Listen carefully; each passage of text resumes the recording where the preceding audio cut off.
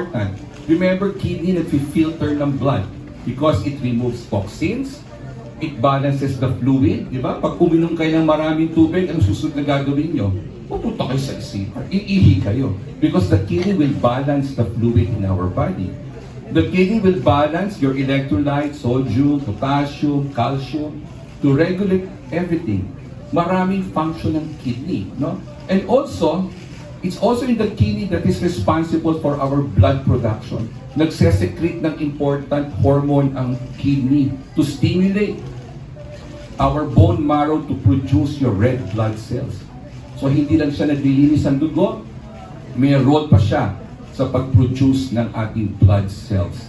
So it's very important to protect your kidney because of its various and multiple roles in our body. When we talk about chronic, more than 3 months na yan, may problema na ang kidney. And kidney disease, may kidney damage or mababa na ang function ng kidney. In other words, ang kidney nag-filter ng blood. Pag ang ability niya to filter, bumaba na to less than 60 ml per minute. Kasi normally, dapat 90 ml of blood per minute ang nakifilter, nalilinis ng kidney.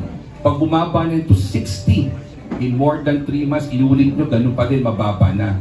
That's already kidney function decline of the kidney. Albumin, protein sa ihi. So we are trying to screen kidney damage by measuring whether there is already protein spillage in your kidney, right? So just imagine that, let's make a parallel history. Meron tayong kotse, ang ganda ng takbo ng sasakyan natin, di ba? It means that the machine,